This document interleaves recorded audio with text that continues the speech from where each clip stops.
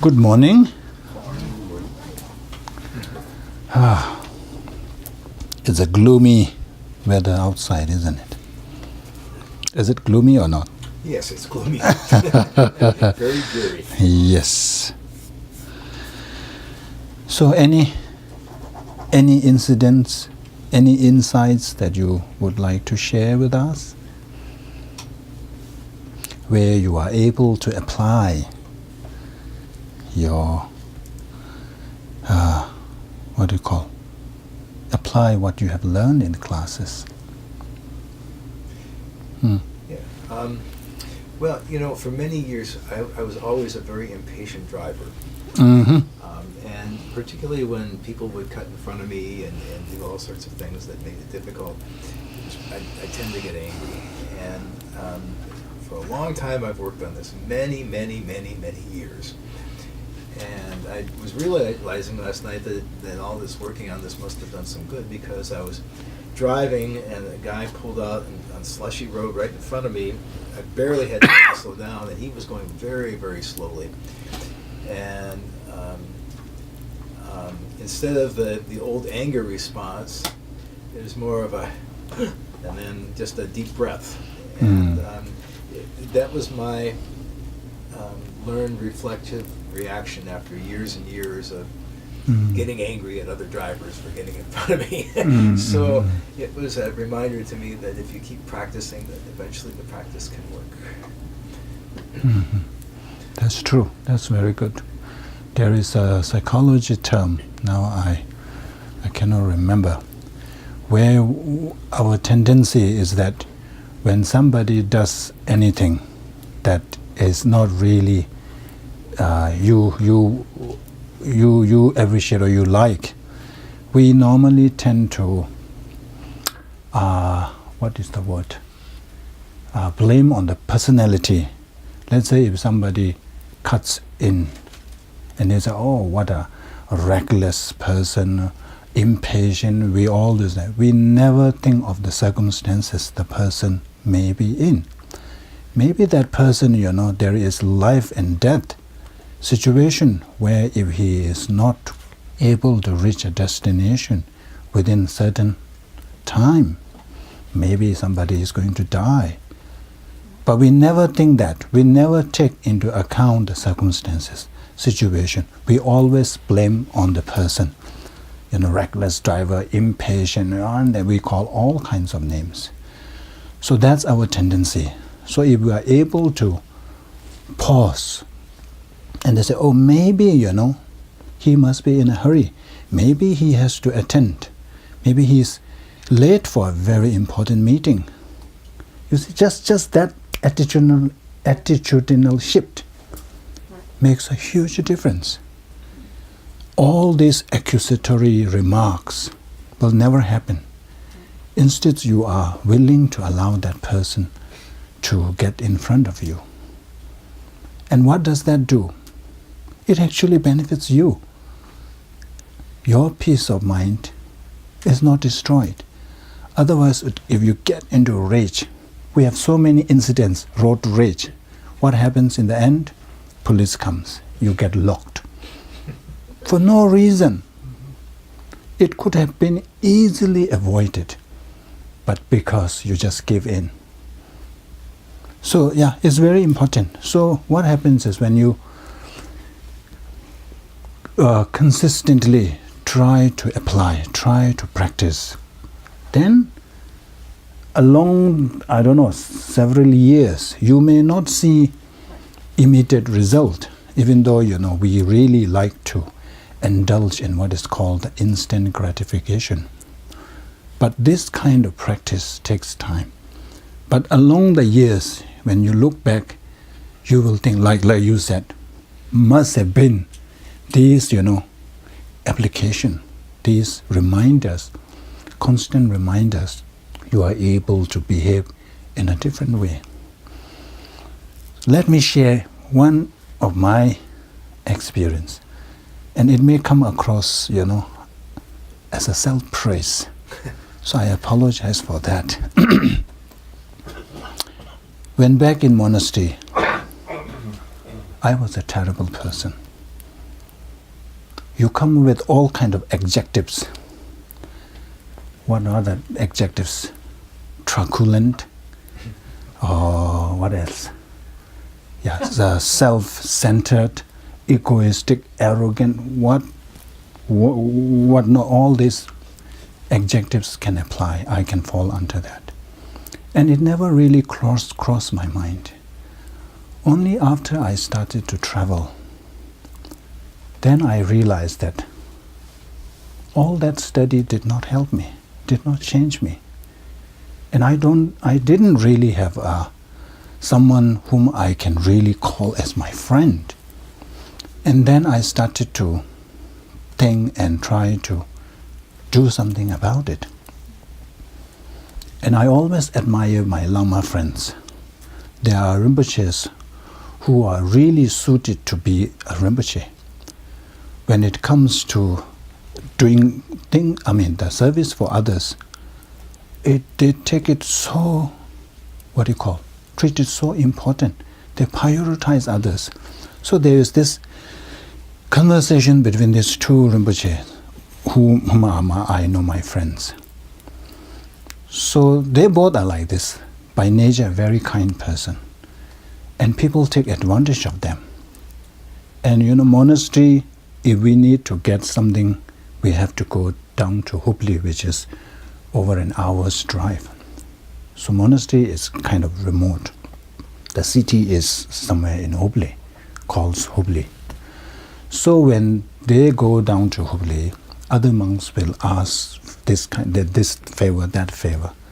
So one time, they were together in the room, and then this other Lama was kind of scolding the other Lama. Why are you like this? You keep doing other things. You came here for your own thing, and then you ended up going around doing other people's thing. As he was scolding the other Lama, a call came to him. Oh, how many kilo? Oh, is it 10 kilo? Okay, I'll get for you. So I admire that kind of personality, really suited to be Rinpoche. So I try to work on it. And then it's been several years. And I invited my friends to Malaysia for a vacation. And then the Lama stayed with me for 1 month. And during that time, that Lama told me, he said that either I didn't know you well back in monastery, or you have changed. So that was such an encouraging remark. That means what I have tried to do has produced some results, because the other person could tell. And then the next round, another of my friend came, and they also have the same kind of perception. And since then we have become really good friends. And these are the Lamas that I feel that I can really count. So you see, if you change, the others will treat you differently. And then you have friends whom you really rely on. So my point here is, I'm not trying to praise myself. What I'm trying to say is, if you put effort and commit energy and effort and time on doing something, using these, what you have learned, into your life, applying into your life, there is what is called the light at the end of the tunnel. There is, you will see the transformation. People will notice. And don't be surprised. 3 years later, they'll say, oh, you are a different person, You used to be this, and then now you are no longer that. That's a real accomplishment. So we should really try. Every day we should try. I don't want to nag, kind of in a nagging way to, remind you all the time, do that. But sometimes, it is good. Here we have 17, 18, 12, 13, 14 people. But some may find it useful. My nagging, they find it useful. So that's why I am doing it repeatedly. So I apologize those who don't like that.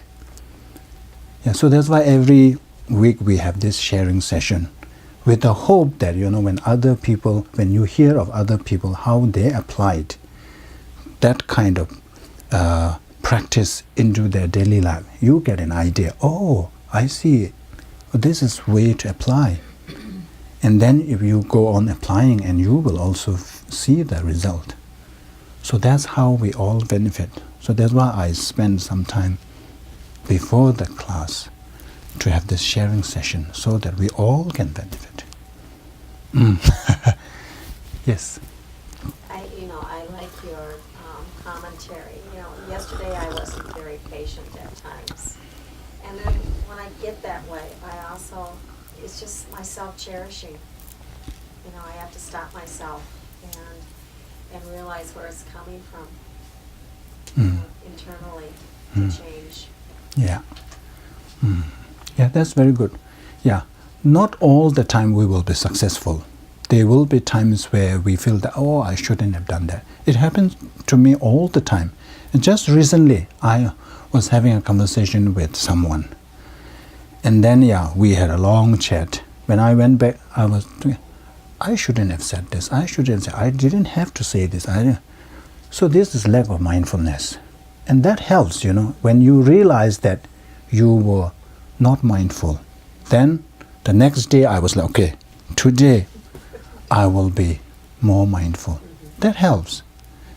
And then, when whatever you say, you have the control. You can rein where you want to go. If you are not mindful, you will say and do things. And then when you go home, I shouldn't have done this. I shouldn't have said this. It's late. But for many people, they don't even realize that. But when you have this kind of realization, that is already very good. Because that will lead to more mindfulness. And then, of course, that will definitely help. Thank you. Yes. I've been helped by many people, many kind people. Mm-hmm. And I always try, when I have an opportunity, to pass it on, what I've learned to, when it's appropriate. And your teaching last week about the band, staying within a band of resilient zone. Yes. What is it called again? Resilient zone. Resilient zone. I knew about it myself because that's how I've been able to hold back having migraines for the last 7-8 years. And but it was hit and miss and passing it on to others. And so I was able to do the drawing and everything, and with several people who had anxiety, depression. I was able to explain, how we get triggered and so forth, and then do the meditation. And it doesn't take long, that meditation. Of course, I held back the religious, so-called religious part of it for them, because it wouldn't have been what they needed. But also, this week, I was challenged with a medical procedure, and so I used it myself to stay calm. And later on, when the medical personnel said, "Oh yeah, you were so patient, you did so well, blah, blah, blah." So I explained to her why I wasn't available to chit-chat about my weekend, because I had, in the calmness, I could sense that all the people in the room were they were all focused on my behalf, and they were very kind, and she was trying to distract me, by asking about the weekend. So I told her about this later on afterwards, so I was able to, to pass it on. So it just, so it was, I was able to use it, right away. Okay, that's very good, very good. Okay. Anyone? Okay. Thank you for sharing. That's good. So today we are going to talk about Bardo, the intermediate state. Last week we discuss about how we repeatedly circle in this existence. We talked about how 12 links play a role, or how the 12 links are a mechanism to holding us in this samsara. We talked about how the ignorance is the root of all. Because of ignorance, we accumulate or we create karma. And then that karma is restored or stored on our consciousness, what is called repository consciousness. Yeah, we store there. And then towards the end of life, how these three, the craving, actually two, craving and grasping, kind of activates that seed and then brings into a very active and ready to germinate. It converts that seed into that karma, ready to produce result. And then how these developmental stages occurs. That's what we have discussed. We only talked about how we take rebirth. It says, then the conception occurs. But we have not discussed the state between death and the conception. So that period is called Bardo state, or the intermediate state. So when our consciousness leaves, it does not straight away get into another rebirth. There is a state where that being, that consciousness, looks for a birth, for a form, for a life. So that period is called intermediate state. So that's what we are going to discuss. And have you ever wondered, what happens after death, or those who died? Have you wondered what happens? Let's see. And do you have all kinds of... Can you tell from this scene? Okay, let's see. Who can tell? What's that? What scene? What scene is from this? This is Whoopi Goldberg and a ghost. Yes. Okay, let's see. Hello. Volume, please.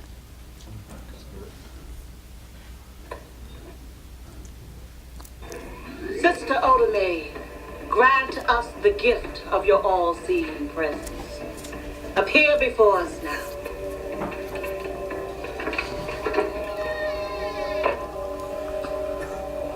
Mrs. Santiago?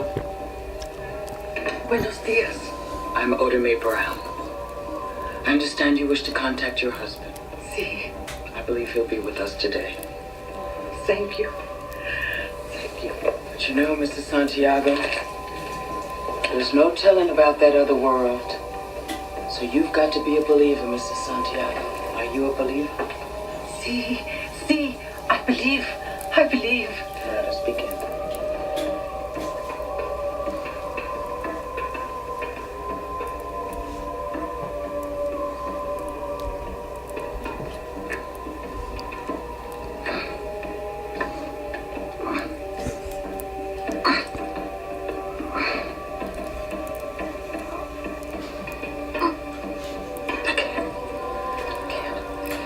Too difficult. I just can't seem to make contact. I don't feel his bar. No, wait. I'm feeling something.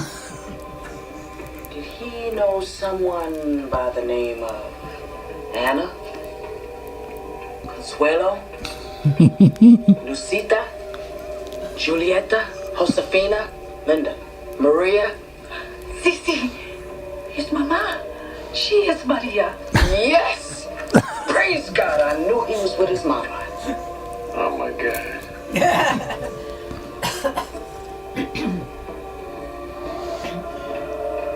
It's too difficult. It's two of them. I'm not sure I can do that. It's so trying. I pay more. How much? $20. Oh, way to go. Milk her for every penny.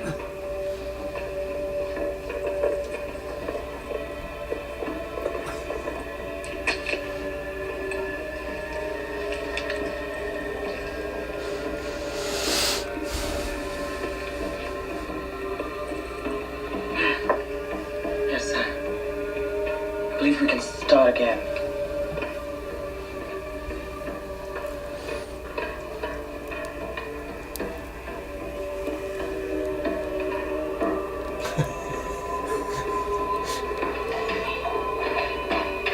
Praise the Lord.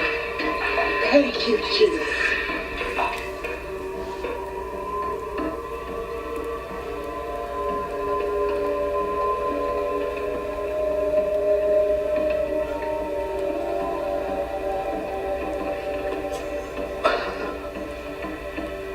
Welcome, Mrs. Santiago. You are fortunate today. The spirits are churning. My husband? Mercy. Oh, yeah, where? Julio? Yes. Feel his vibration. I see him. How is he? How does he look? Well, he's a handsome man. Mrs. Santiago, in our Father's kingdom, we are all handsome. Julio. Julio's coming towards us. I see him. He's coming. He's there. He's dressed in a black suit. Black suit? Could be blue. What a crock of shit. Who is that? Julio! Where are you? Julio?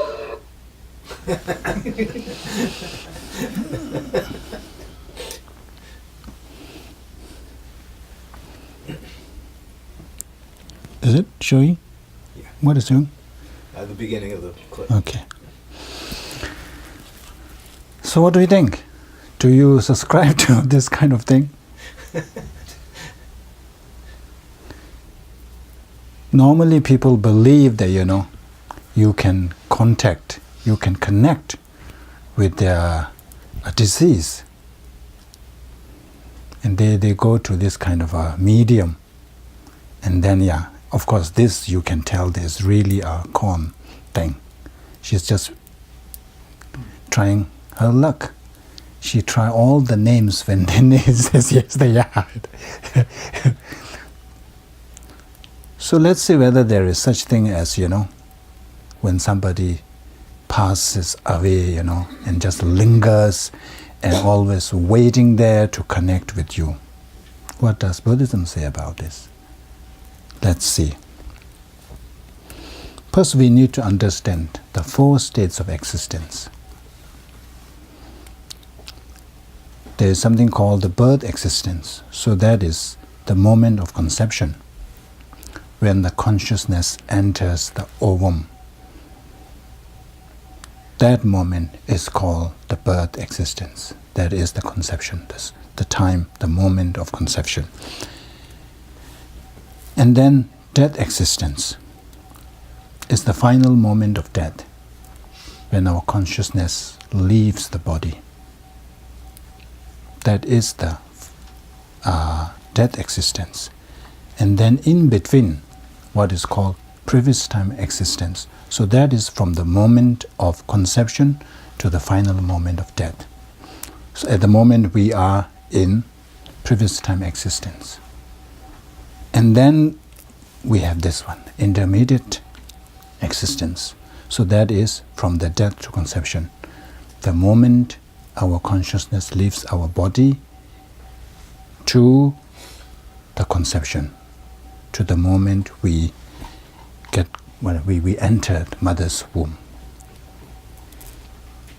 Our consciousness enters the mother's womb. So these are the four states of existence. So we are going to discuss on the 4th one, the intermediate existence, or Tibetan we call it Bardo. So in order to discuss that, first let's see the process. Hello. Oops. Can you see? Yes.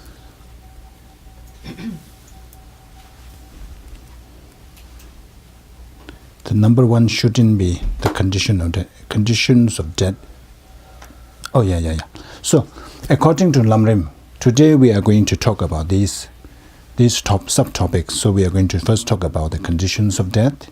What are the conditions that give rise to death? And then we are going to talk about the mind at the time of death.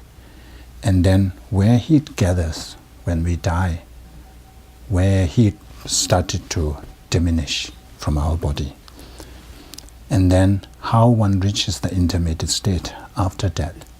Once person is pronounced as dead, how does we reach the intermediate state?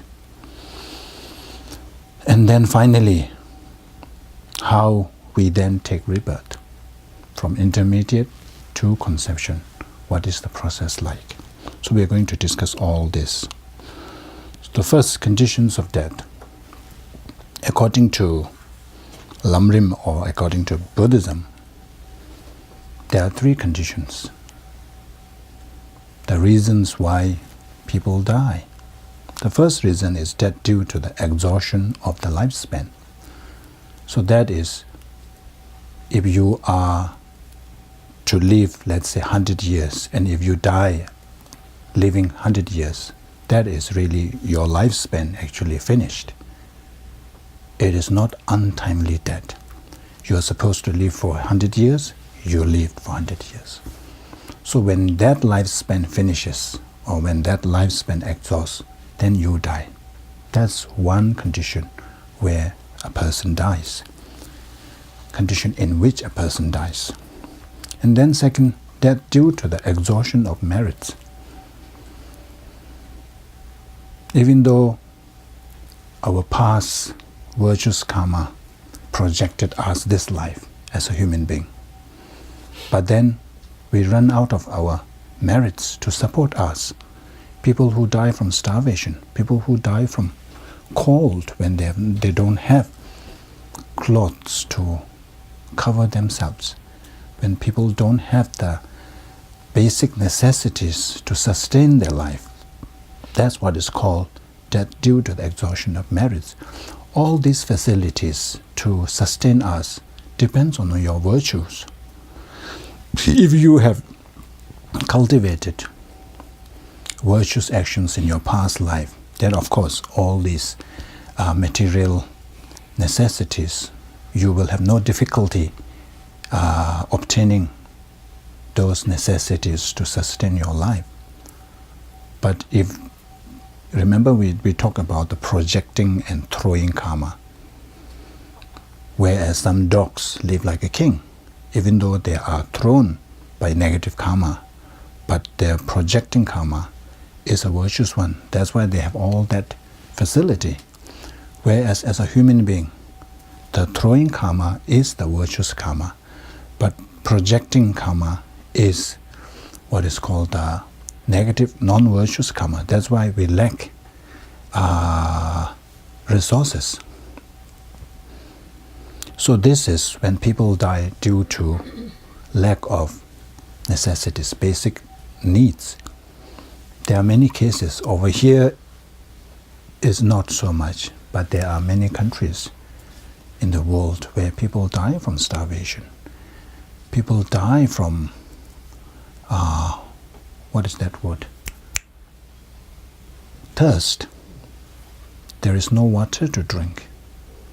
So this kind of death due to the exhaustion, death due to lack of resources, is what is called death due to the exhaustion of merits. And then finally, the death due to failure to avoid unfortunate circumstances. That is what we call untimely death. In Tibetan we call duminchiwa.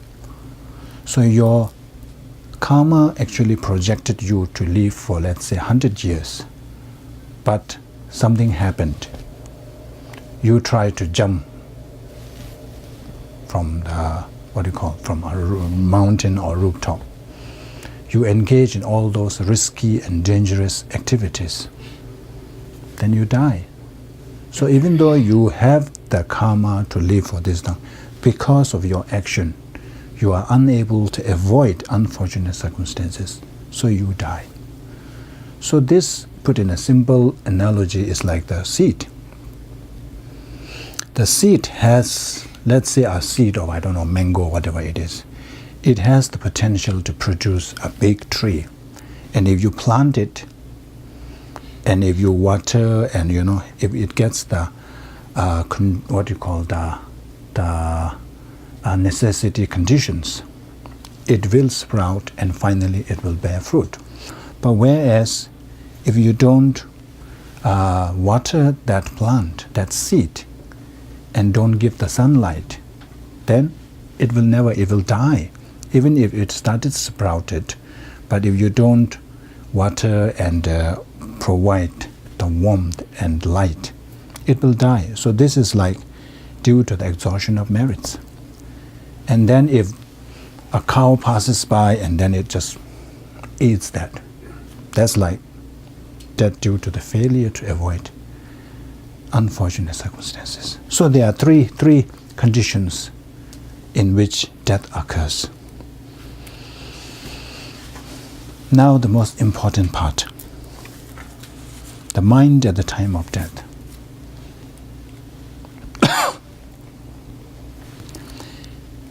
According to Buddhism, there are 3 states of minds that occurs at the time of death. Some people die with a virtuous thought.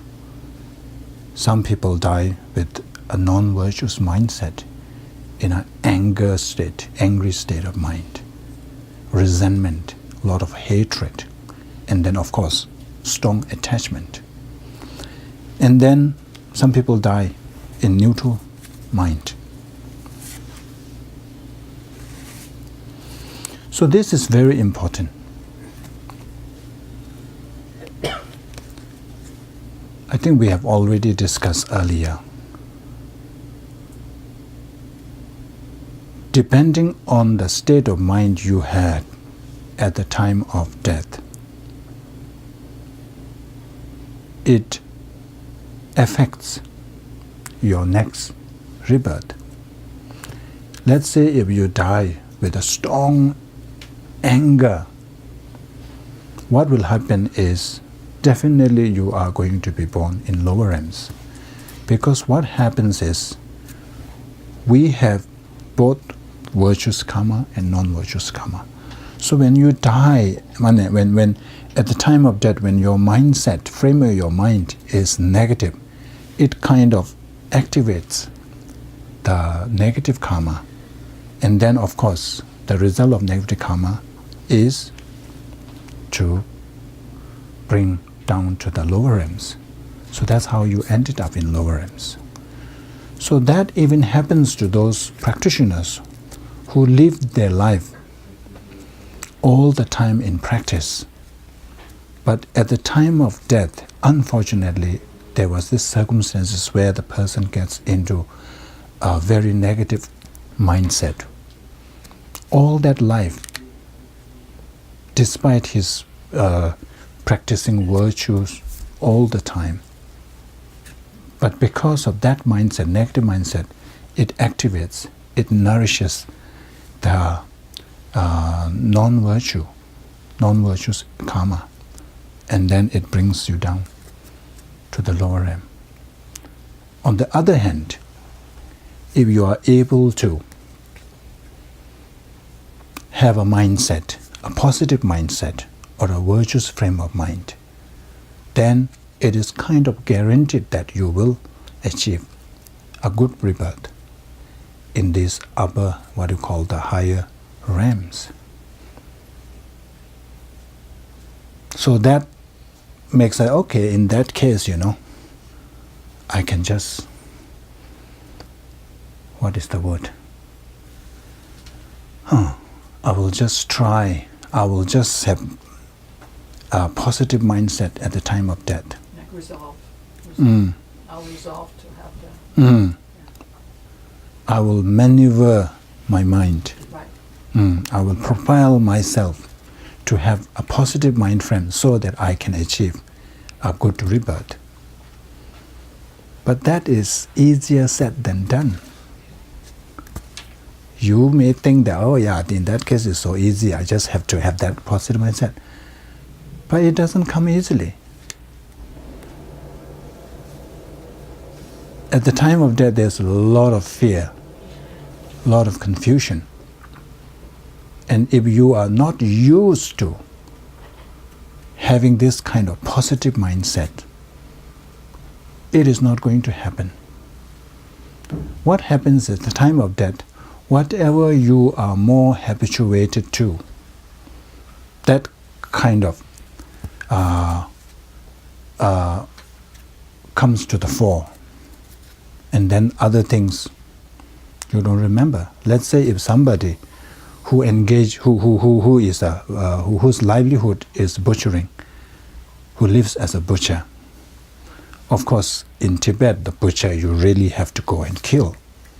So if you live a life killing animals or fishing, if you spend your whole life fishing, at the time of death, that will be so strong.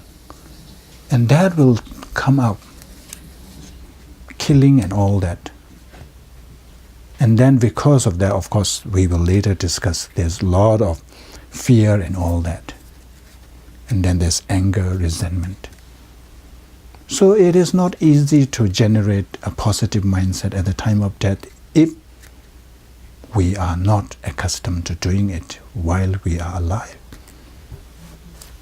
So it is so important that to have a positive frame of mindset at the time of death. And it is even more important to have this habit while you are alive. Only then we can hope, we can expect, we can anticipate to have a positive mindset. Otherwise, it's not going to happen. And then once you are born down there, it is very hard.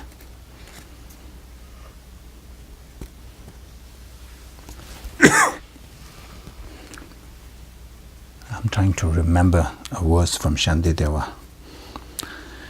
Never mind. Basically, it's saying that once you are born in one of the lower realms, then it is very hard to come back. But we can see from our own experience, of course we cannot see hell being and hungry ghosts, but we can see animal. Animal, do you see them do any practice? Not at all. You try to teach them money? No. You try to teach something else. They will do all kinds of tricks, but if you try to teach them even like a short mantra to recite, no, they don't have that capacity. They don't have the ability. Even the smartest dog, even the smartest animal. Of course, the parrots do learn to say this. But like dogs and all that, no. But you can also see their tendency. When they see squirrel, what do? The first thing is go after them, is to kill them, is to harm them. Most of them, of course, there are rare incidents. But instinct is to go and kill them. So with that kind of, if you live that kind of life, no way. And then forget about at the time of death having positive mind frame. It is impossible. So that's why while we are alive, we should really put effort to always have positive mindset. Then when the time comes, it becomes an automatic thing. It becomes our nature. We don't have to worry. Then we are able to achieve optimum human rebirth in next life. Then through that we can practice, and then there is this what is called the incremental progress in our spiritual journey. And then who knows, sometime we will reach up there. So this is the opportunity. remember we talked about the optimum human rebirth, precious human rebirth, how fortunate we are to have this. We need to see the value. We need to see that this is so precious. So if you see the value, you will avoid fretting your time away on doing essenceless, meaningless things. We will do or engage in something more meaningful. So that's why it is so important at the time of death. And then there are also what is called, people go through different experiences, mental experiences, according to what kind of mindset they have. So those who die with a virtuous mind, they have this experience of passing out of thick darkness into light. That is so nice, isn't it? That kind of feeling. You see the light there, brightness there, and then you are walking, you are already in this darkness, but you are walking out of it. That's a very nice feeling.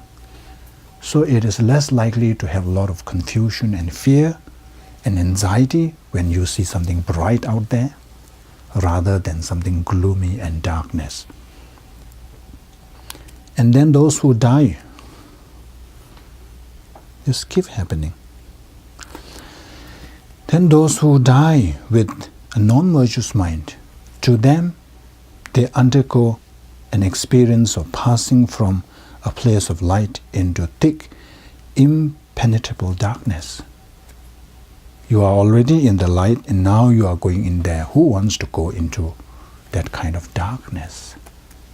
And they're in the light, and the other ones are in the dark. I don't understand that. Yeah, it's because of the mindset. So when you, let's say, especially when you are dying with non-virtue, those who predominantly engage in non-virtuous actions, what happens at the time of death? There's a lot of fear. And you hear story about people, complaining about kind of nightmare things where, they see something is attacking them. And there are stories where those butchers who kill cows and yaks and all that, they, at the time of death, they say, oh, these yaks are coming to,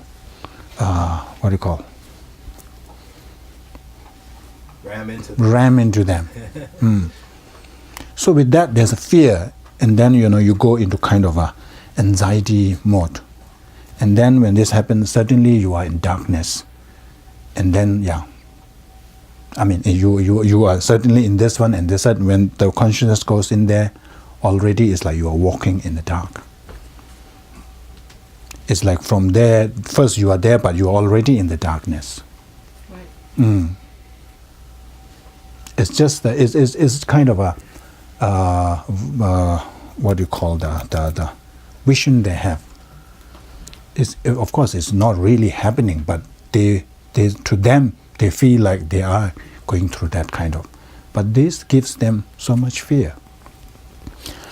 Then those who die with neutral mind, then you don't have this any particular experience. So the question is, what determines whether one dies with virtuous or non-virtuous mind? We have already discussed. It is your habit, the way you live your life. If you live your life most of the time doing virtuous actions, then you can expect to have a virtuous mind at the time of death. Otherwise, it will be just a wishful thinking.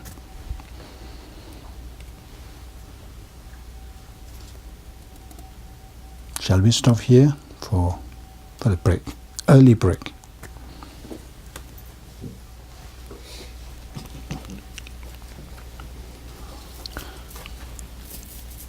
Okay. So now we are going to discuss on where heat gathers. Why is this so important? So these are considered as an indicator where the person is going to be born. If the heat gathers from certain parts of the body, then it indicates which birth the person is likely to be born. So that's why normally people will inspect. So those people who created predominantly non-virtuous karma, so for those people, so when the heat started to, the heat started to diminish, when the heat subsides from the body, so where does heat gather? So the heat eventually has to gather at the heart, but where does it start?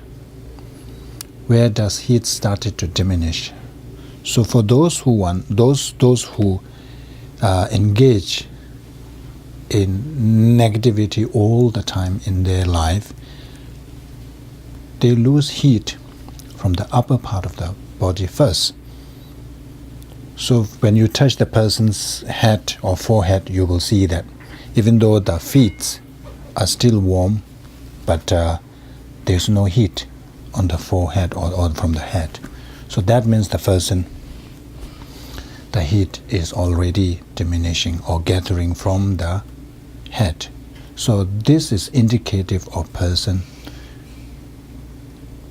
going to be born in lower realms.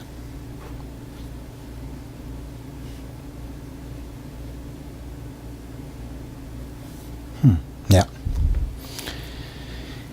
And then those people who spend most of their life engaging in virtuous actions, so those people, the heat, first they started to lose heat from their feet.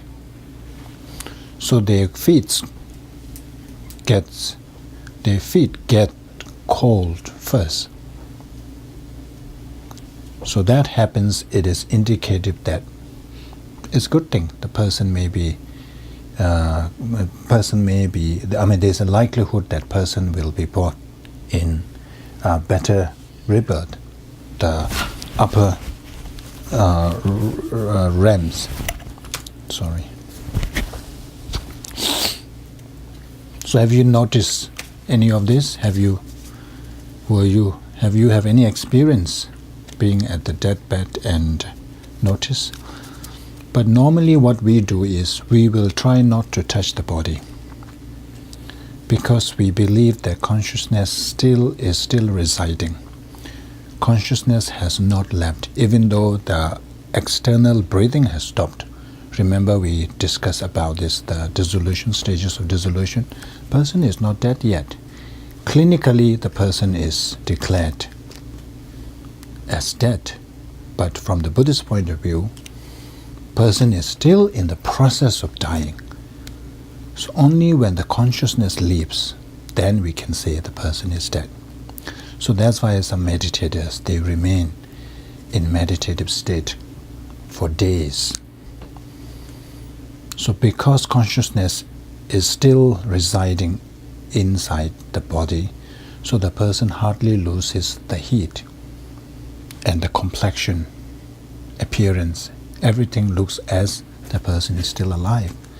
The moment consciousness leaves, then the decay takes place.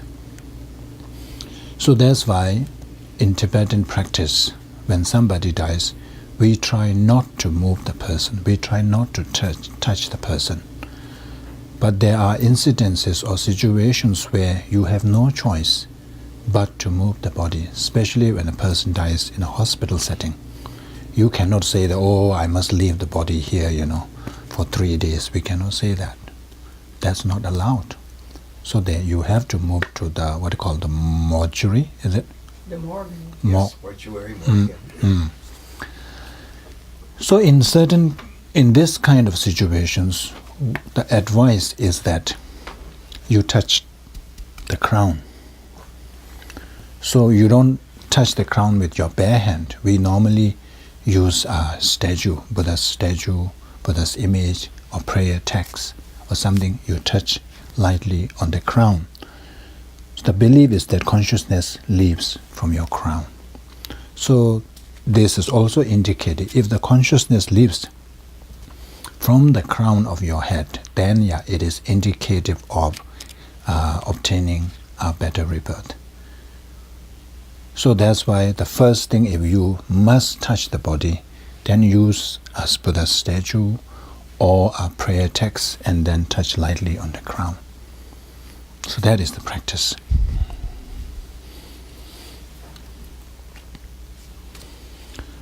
So now, how does one...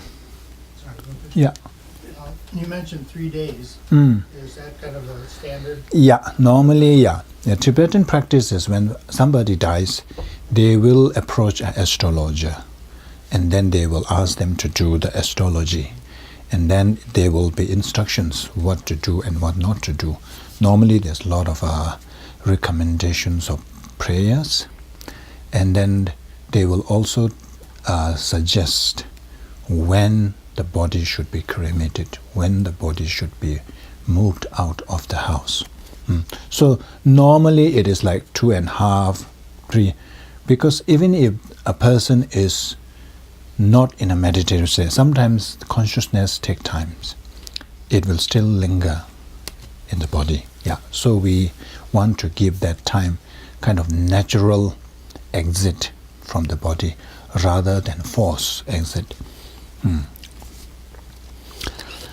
So now the question is, how does one reach the intermediate state? So when person dies, how does one reach the intermediate states? So of course we have the main 2 causes, karma and afflictions. Without that, you won't be able to take any rebirth. And we are under the control of karma and afflictions. Karma, we have plenty. We have taken countless lives in the past. So we have created all variety of karmas there, ready to be activated. But then it needs the affliction to activate that, to germinate that karma, to make it ready to produce. So that's in the 12 link. What is the number? Test quiz. The number of? The one that activates, one that nourishes the karma. What are the 2? Remember in the 12 links? Craving and grasping. Craving and grasping. So these 2 activates that karma and then makes it ready to germinate. It's now, the 10th one is called existence. So it is actually karma, but it is the karma that is activated, that is moistened, ready to produce. So main thing is the 2 causes. So with that, at the time of death, this craving and grasping. So mainly attachment to our body. Most of us, there's fear of losing our body. So because of that, there is attachment. First, you don't want to be separated from your body. You have this fear of annihilation. How do you say that? Annihilation. Annihilation, So you are afraid that you will lose. I will no longer exist. So that kind of fear, that engenders a strong attachment to our body, and that's the one that activates our karma. And then what happens is, with that, we directly goes. When the consciousness leaves, when consciousness is out of the body, we are already in the intermediate state. So, what kind of form do we take when we are in the intermediate state? So this depends on what you are going to become. So if you are going to be born as animal, let's say if you are going to be born as dog, So you will have the similar form. You will have a form resembling dog. If you are going to be born as human being again, then your form will be like a human-like form. I have a question about this affliction thing. Fear. This. Let's say somebody knows they're going to die, and they're having this fear, but they conquer it, and by the time of death, they don't have it. So is it just a fear of annihilation? At the time of death, that matters? Yeah. No matter whatever situation you are in, there is always attachment to I, because we have this self-grasping. We have not eradicated this grasping of self. So there's always attachment to I. It may not be so at this grosser level where, I will no longer exist. But there is what will happen to me, or there is some form of attachment. So that is the one that brings. Some in clear cases there's anger and all this. Easy. But the attachment, it can be in different stages. Some can be very obvious, grosser level, but some can be very subtle. But there has to have an attachment.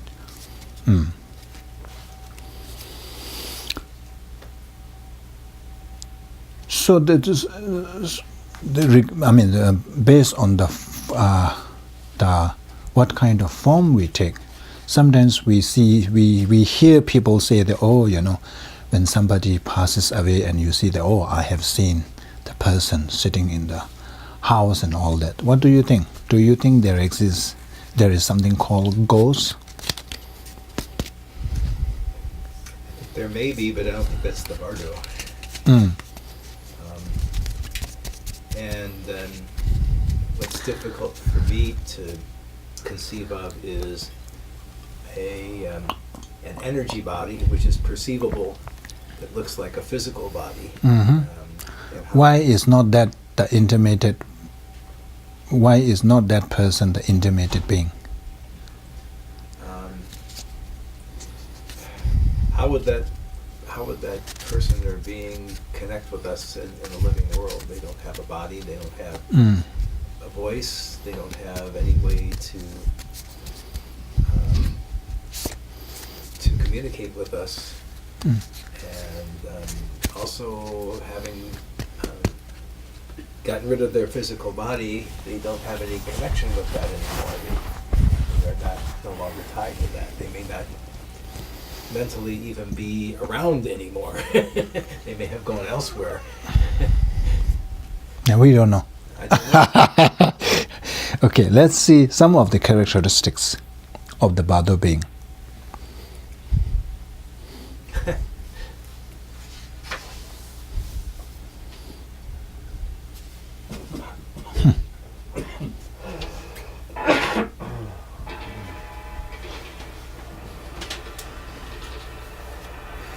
He is already dead, yeah? He is in the Bardo state now.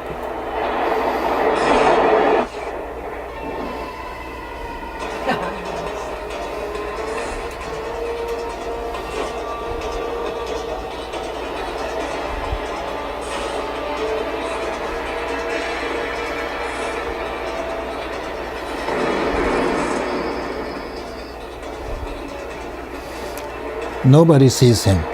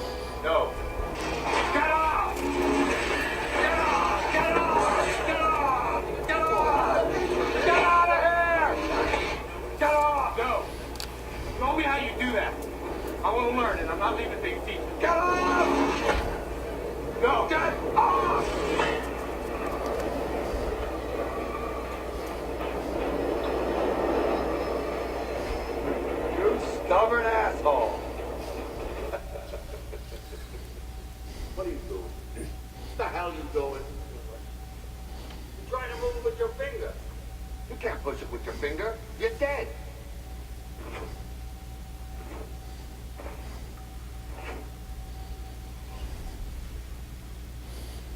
It's all in your mind. The problem with you is you still think. So what are the similarities do you see in this movie? The characteristics. Not everything is, fits. Everything fits in. But there are certain characteristics, what they talk about. You go to physical obstacles. The qualities of the intermediate state, or more of a characteristics of intermediate state. It is seen by beings of the same type. So if you are Bardo being and another Bardo being, the human who's going to be a human, so you can see each other. You can see another Bardo that is going to be, let's say human Bardo. They will see each other. But the other Bardo they cannot see. We cannot see them. By beings with divine eyes, of course there are people who have these realizations. So they can see. In Tibet there are stories where people can see, and there are stories where, I just saw this guy pass by, and then when you come home, the person has died. Yeah, there are people who have this kind of what is called divine eye. They will see dead people. And its faculties are complete. It has all the faculties, but unobstructed. You can travel anywhere, just a thought. If you think of going to, if now you're in here, but if you want to go to your home, you just have to think, and you get there.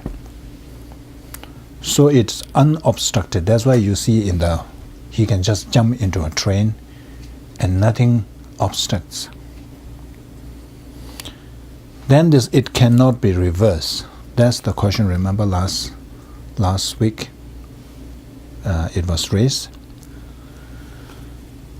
It cannot be reversed. I told you there are two views. So whether, let's say if somebody is born in the Bardo to be as a human, let's say as a animal Bardo, so that person is going to be born as animal. So now that person is in the Bardo state. So can it be reversed? Can the person be reversed to be born better rebirth? So there are two versions. Bhajabandhu says no, because these are projected or thrown by same karma. So you cannot change that. But then Asanga says, yes, you can. It can be changed. Even though you are born as an animal Bardo, but through others' prayers and power of prayer and all that, you can be born as a human Bardo. So that's why in Tibetan practice we have this 49 days of prayers. We observe 49 days. And every seventh day, we do special prayers. That is to help the Bardo being. And so the question is, how long does a person remain in the Bardo states? So maximum 49 days. The lifespan of a Bardo being is only 7 days. So on the 7th day, the person dies. So why the person is stuck in the Bardo is the person could not find a birth. So that's why the person has to remain, no choice but to remain in that state until he or she finds a birth. So all the time looking for a place to be born. Because their lifespan is only 7 days, so they die on the 7th day. So that's why we do prayers on the 7th day, because it is now trying to get a new rebirth. So if you do prayers on that 7th day, so it can influence the rebirth, hoping that they will get the actual rebirth. So that's why it will go on. Every 7th day, Bardo being will die until 49 day. And it says that maximum length of stay in Bardo state is only 49 days. So after 6 months, he say, oh, I saw somebody, there's a ghost, all this thing. That may not be the case. That may be some other spirits taking form of your relatives or your family members.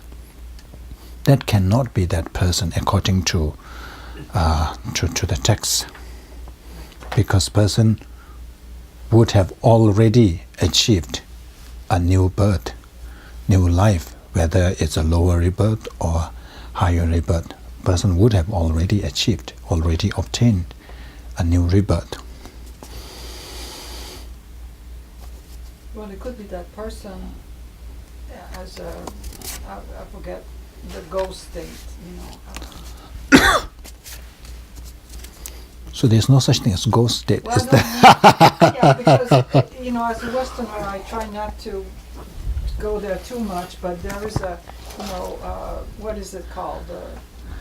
The hungry ghosts. Oh, hungry ghost is another life, another rebirth. Yeah. So we say that it could be a hungry ghost in the form of something else coming back. Yeah, it could be another spirit coming back.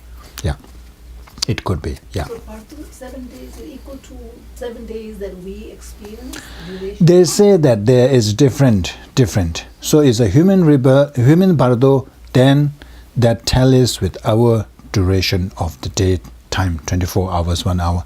But other, let's say the devas or the hungry ghosts, it would be different. So normally we say that their day is like our years. Yeah. So there's no way we know. So we have to base on hoping that the person will be achieving a human rebirth, and the person is in human bardo. So that's why we do prayers. But definitely, even the person is in a let's say hungry ghost bardo, but the prayers, I'm sure, helps. So basically, the duration of the bardo being in the intermediate state is dependent on finding right condition. So only when they find the right condition, then they cease to be a bardo being, and then they achieve proper or actual rebirth. So now, question is, after being in the intermediate state, so now how do they achieve rebirth? First, we need to understand there are 4 types of birth. Birth from an egg, hens and chicken, all these birds. And then birth from a womb, that is us, and mammals, I think.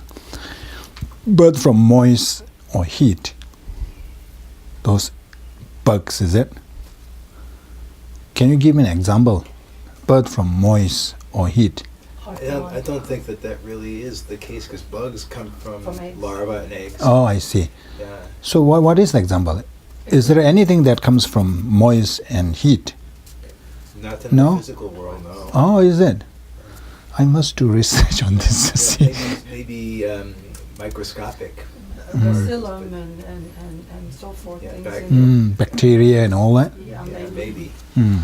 Okay. And then there's something called miraculous birth. That's why I put the image of Tsopema.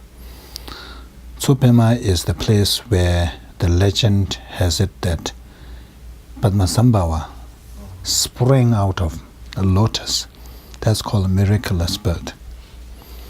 So we are focusing on the birth from a womb. So what happens is, when the time is ripe, when the conditions come together for the bardo being to be to achieve the birth, what happens is they will have this dreamlike vision. In the vision, they will see the ovum, the father's sperm and mother's blood. They misperceive that as a father and mother lying together, engaging in sexual activity. So when they see that, they get attracted to it, and then they goes nearer and nearer. Now I have a question Mm. I've had for quite a while. Mm. We now have the ability to have Test tube, is it? fertilization in different ways. What happens to that?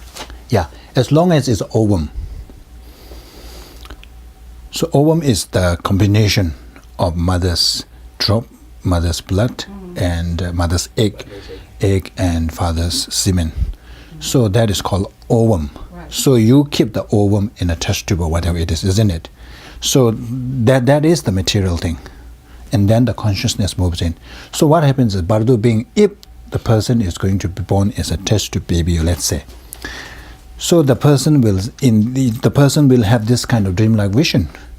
That ovum that is held in the test tube, he will have this kind of a vision that he will perceive that as a parents lying together. And then the person will approach, that Bardo being will approach nearer and nearer, get closer. When he arrives close to that, whatever he has visioned there, and there is no longer parent there. Instead, they will see the genitals of the parents. And when they see, there's a lot of anger arises. And then, that instant, Bardo being dies. And that's when the consciousness enters into the ovum. That's how one takes rebirth. How a Bardo being gets into the mother's womb. How the conception takes place. Well, why would it get angry? Because he thought that there's a mother and father there, so there's attraction and desire. And then instead, he sees the private parts there. So there is disillusionment, disappointment. And it is also said that if you, this is more like a Freudian view, if you are going to be born as male, then you will develop attraction to the mother. And then there's a kind of aversion towards the father. Likewise, not likewise, vice versa, is it? If you are going to be born as female, there is attraction, you develop attraction towards the father. So that's how one takes rebirth. Interesting, isn't it?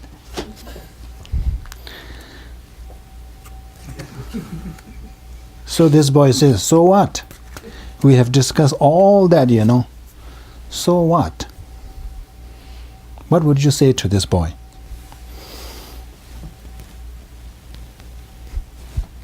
I am opening to the floor.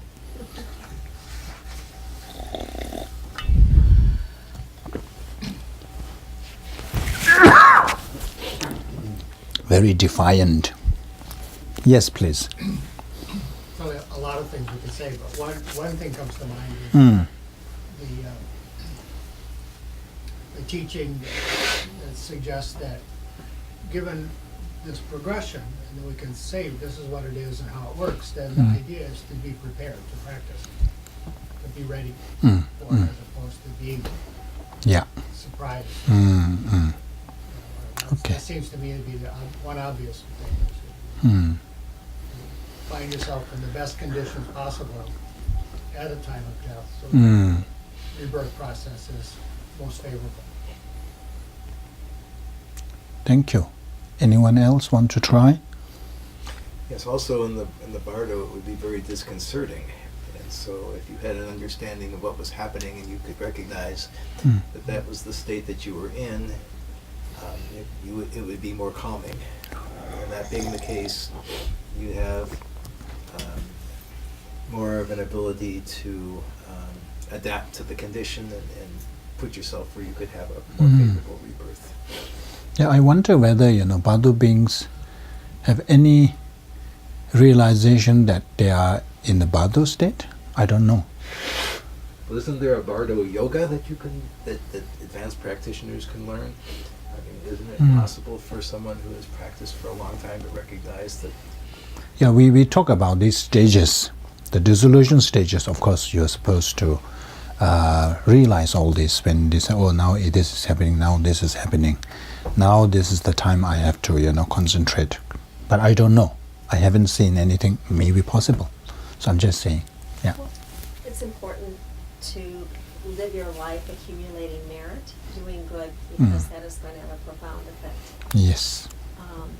And how kind it is for you to do that, because you really aren't you're doing it for the next being. You're not really doing it for yourself in a sense, because you won't have the consciousness to know you're really doing it for the new rebirth. For you, isn't it? You're doing for you, for yourself. Yeah, but then the rebirth isn't you, correct? Rebirth is you, isn't it? I would say it's me, I will but in a have different form. Would I have my own consciousness in the next rebirth then? Yeah, it's the same consciousness. Let's say yesterday's Cassie is still Cassie. Today's Cassie is still Cassie. Tomorrow's Cassie is still Cassie, isn't it?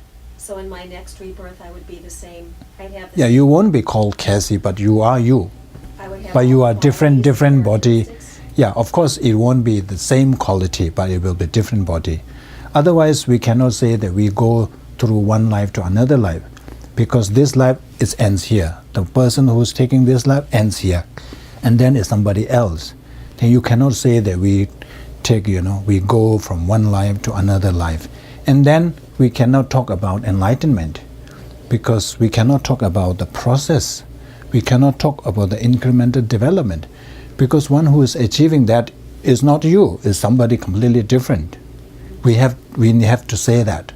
And that's not the case, isn't it?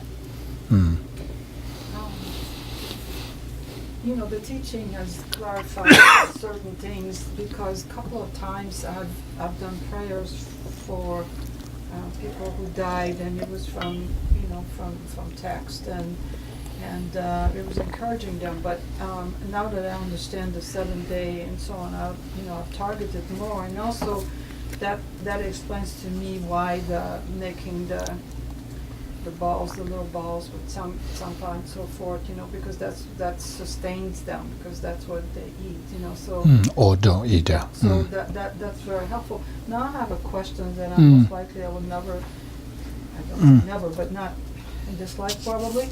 There's some advanced text that says, for advanced practitioners, and I'm just curious because I'm not an advanced practitioner, and they would talk about you can refuse you can refuse the door of the womb. Okay, well, you refuse it, but then you're out your 49 days and you have refused the human birth. Where do you go? It depends on where you are going to be born. If you are going to be born as human being, of course, unless it is like Padmasambhava, you want to appear from the lotus. Other than that, you have to go through womb. We are talking about the birth from womb, so there's no other choice. But of course, if you are going to be born in, we have this formless realm and all that. That's different. So that's for them. Yeah, that's that. Yeah, they can do that. Yeah, so, but if you are going to be born as human being, then that's the way. Yeah, that's the only way. Yeah. So you're all right. I think So first of all, it is good to know about this. In many traditions, it is a taboo to talk about death and dying, but that is really kind of ignorant. It's because I don't want to talk about it. Then it happens that you don't know about it at all, and then you are not prepared when the time comes. It is good that we learn about it, we study about it, and then, as you mentioned correctly, that then we know what to prepare. So we still have time. We are not on our deathbed yet, so we have time to prepare. And remember how the mindset at the time of death is so important, and that actually is contingent. Whether you have a positive mind frame or negative mind frame is contingent on the way you live. So it is very important to live your life in a virtuous way. And basically it's like practice. So practice, I think since we have time, I'll just briefly touch on this. 3 trainings. Have you heard about 3 trainings? 3 higher trainings. The training of ethical conduct, training of concentration, training of wisdom. Yeah, these 3. So we only need these 3. In Lamrim Chemo, it is condensed into 3. Everything is included in this. There are 3 main reasons provided why 3 is adequate. The first reason is based on transforming our mind, based on taming our mind. So it's in order to tame our mind, we only need these 3. How? So our mind is like wild elephant. It is always portrayed as a wild elephant.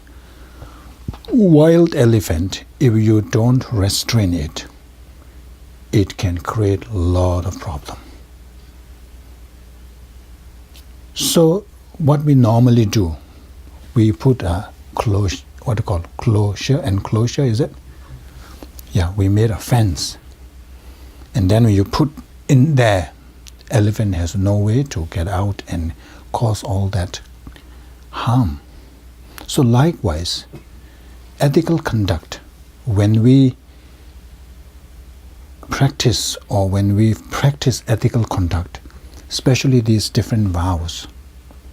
For monks and all this, you can take different vows. But for lay people, if you make commitments to practice the 10 virtues and refrain oneself from engaging in 10 non-virtuous actions, that is like creating that fence for the wild elephant. So your mind will be reduced. You will be able to reduce the detrimental harm that your mind can cause. So that's why all these ethical conducts are very important. This is like the navigator. That is like the guideline for us. When you remain in that perimeter, then less likely to engage in negative actions. So that's why it is important. Remember, I earlier emphasized that every morning it is good to make this motivation that today I will try my best not to engage in any of the 10 non-virtuous actions. So if the day passed by not doing all this, you receive the merit. Otherwise, even if you don't engage in this, you don't get the benefit, because you haven't made the commitment and the pledge in the morning. So it is very important always in the morning make this determination. Not only you will benefit, it will also help you to be a better person in that sense. So when you have this ethical conduct, you will be able to prevent quite a bit of negative actions. But that is not enough. We need to be mindful of our actions. We need concentrations. Even if we decided or committed to do this thing, most of the time we are forgetful. We don't remember. That's why we need to develop the training of concentration. Then we will be all the time mindful. Oh, I'm doing this. Oh, I shouldn't be doing this. I shouldn't be doing this. I should be doing this. So you are all the time in what is now called in the present moment. You will know what you are doing. You are aware of what you are doing. Most of the times we are not aware of what we are doing. We are doing something else, but our mind is elsewhere. So that's the danger. Through this, we will be able to curb quite a degree of negative actions. But that is not enough. We are still unable to sever the root of our problems. That's when the wisdom comes in. When you have only the wisdom realizing emptiness can sever the root of ignorance. Remember, we discussed that ignorance is the root. So only antidote is the wisdom. So that's how all these three trainings come into play in our practice. That's one. Another is the result. The result, the goal of our practice can be summed up in two goals: temporary goals and long-term goals, or what is called the good rebirth, and then the final emancipation. So engaging in ethical conducts like practicing the 10 virtues and refraining, avoiding engaging in 10 non-virtuous actions can guarantee us from being born, guaranteed us from not being born in 3 lower realms. So it guarantees a better rebirth, human rebirth, Deva rebirth, and then with demigod rebirth. So these 3 realms. So that is like achieving the short-term goal. But that is not our ultimate goal. Even if you are able to guarantee a good rebirth, but as long as we are under the influence of karma and affliction, we will cycle. Remember, we talk about these 12 links, how 12 links will repeatedly bring us to samsara. There is no end. Only end comes when you are able to sever that root. So that one, you need wisdom. But in order to have a powerful wisdom realizing that, you need to develop concentration. That's one way to look at it. Another is, in terms of birth, we have this desire realm, where through practicing the 10 virtues, you can achieve the birth in desire realm. But there are form realm and formless realm. Those you cannot achieve simply by practicing 10 virtues. On top of that, you need to practice certain degree of concentration, what is called the 4 absorptions and different degree of concentration. So that will bring you to the that will guarantee you to be born in the other 2 realms. But still, even if you are born in the formless realm, you are still in cyclic existence, still in samsara. So that's when you need the wisdom to really fully or to achieve complete liberation. So that's why 3 training is important. So you already have all the tools. Buddha said that. What is the word?